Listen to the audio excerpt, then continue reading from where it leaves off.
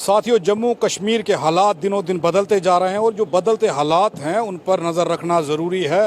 हालात ऐसे बन क्यों रहे हैं, कारण क्या है? भीम आर्मी के लोग यहाँ पर मौजूद हैं और उन लोगों की इन हालातों पर किस तरीके से नज़र है, वो क्या करने की तैयारी कर रहे हैं अपने समाज की सुरक्षा के लिए, बहुजन समाज के लोगों के हितों की लड़ाई के लिए क्या तैयारियाँ की जा रही हैं।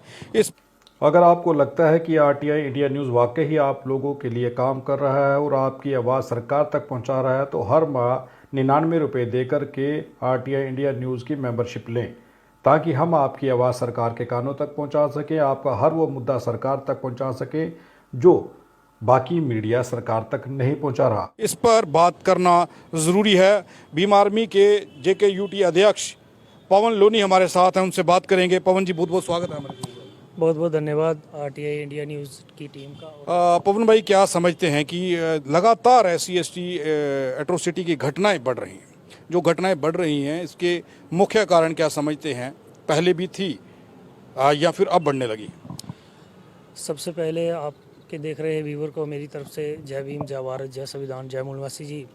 जैसा कि आपने आप कह रहे हैं कि घटनाएं जो दिन दिन बढ़ रही हैं जम्मू कश्मीर में, ऐसा है सर कि घटना जो है वो पहले भी थी, लेकिन फ़र्क सिर्फ इतना है कि वो किसी के वो मेन स्ट्रीम में नहीं आती थी, सामने नहीं आती थी लोगों के, तो वो दबी की दबी रह जाती थी। उन लोगों को, हमारे समाज के लोगों को पता ही नहीं था कि राइट कैसे मिलते हैं, किस तरीके से, क्योंकि दवा को चला समाज है, सदियों से, आज से नहीं है, सदियों से है। तो जैसे जैसे भीम आर्मी और अन्य संगठनों ने जम्मू कश्मीर में एक्टिव हुए, तो तमाम वो लोग जिनके साथ एट्रोसिटी होती है वो हमारी टीम के साथ मुलाकात करते हैं, फिर वहाँ पे विज़िट करते हैं और उनको इंसाफ दिलाने का पूरा प्रयास किया जाता है। और दिन रात मेहनत करके काफ़ी दिनों से आप देख रहे हैं कि जम्मू कश्मीर का जो माहौल है, 3-4 केस जो मेरी नज़र में हैं, आप भी वहाँ पे कवरेज करते हैं, और उससे पहले भी बहुत सारे एट्रोसिटी के मामले सामने आए हैं। तो प्रॉपर वो संज्ञान में हैं, उन पे चर्चा की जा रही है, उन पे जो एक्शन लिया जा रहा है। नहीं, मेरा सवाल ये है कि ये बढ़ क्यों रहे हैं? SC/ST एट्रोसिटी एक्ट जब से लागू हुआ है उसके बाद लगातार घटनाएं बढ़ी हैं, बजाय इसके कि कम होनी चाहिए थी, कानून का डर नहीं है, या फिर कहानी कुछ और? देखिए, ऐसा है सर कि दिखाया जाता था कि जो 370 हट जाएगी तो जम्मू कश्मीर के लोगों को उनके हक मिल जाएंगे। तो हक कहाँ मिल रहे हैं यहाँ पे? उल्टा एट्रोसिटी यहाँ पे 370 एवोकेट होने के बाद भी यहाँ पे एट्रोसिटी एक्ट आया है। अब लोगों को वहाँ पे SC/ST एट्रोसिटी एक्ट लगा के उन लोगों को सेफ किए जाना था, जो उनको ऐसी वारदात करता था उनके ऊपर शिकंजा कसना था, उनको उनकी औकात दिखानी थी, पर लेकिन ऐसा नहीं हो रहा।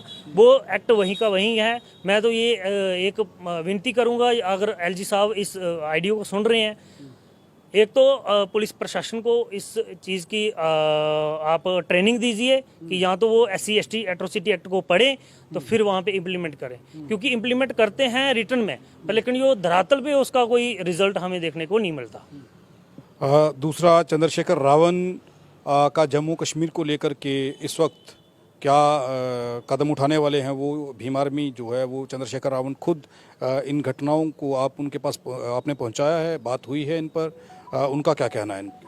सर, मैं यहाँ पे जम्मू कश्मीर का प्रदेश अध्यक्ष हूँ भीम आर्मी भारत एकता मिशन का, और कंटिन्यू भाई चंद्रशेखर आज़ाद जी के साथ मेरी बात होती है। जैसे आप देखते हैं कि आजकल सोशल मीडिया का ज़माना है, तो दिल्ली की खबर जम्मू और जम्मू की खबर दिल्ली तक पहुंचने में कोई समय नहीं लगता।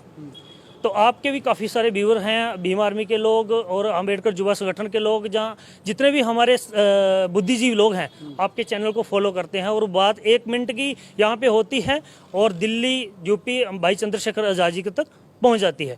तो जिस दिन ये घटना घटी थी, मैं अगर वहाँ पे नाम लूँगा भगतपुर का, तो वहाँ पे हमारी लीगल सेल की टीम उसी दिन पहुँच गई थी। जैसे ही वहाँ पे टाई अप हुआ तो वकीलों की टीम वहाँ पे पहुँच गई थी। फिर वहाँ पे हमें भाई चंद्रशेखर आज़ाद जी का फ़ोन आया कि क्या यहाँ पे अब स्थिति क्या है, और भाई चंद्रशेखर तैयार बैठे हैं जम्मू कश्मीर आने के लिए। तो रोक हमने रखा उनको कि हम हैं यहाँ पे, जब आपकी ज़रूरत पड़ेगी, जब हम हार जाएंगे कि लेकिन ये हमें इंसाफ नहीं मिल रहा, हमारे लोगों को अभी इंसाफ नहीं मिल रहा, अभी जो है हद हो गई यहाँ पे, तो वो आने में 2 मिनट नहीं लगाएंगे। कंटिन्यू वो इस केस को देख रहे हैं। जम्मू कश्मीर में एक मीरा साहिब में एट्रोसिटी हुई है, डोडा में हमारे सरपंच साहब के साथ हुई है, भगतपुर में घर जला दिया गया। ये एक एक मिनट की खबर जब हम ट्वीट करते हैं या आपके न्यूज़ को देखते हैं तो भाई चंद्रशेखर जी उसी वक्त हमें फ़ोन करते हैं। तो जैसे ये वारदात हम उनको तक पहुंचाती है, वो अपडेट हमसे लेते हैं। अगर आज की जो एक्टिविटी हुई है, पिछले दिन की जो एक्टिविटी हुई है,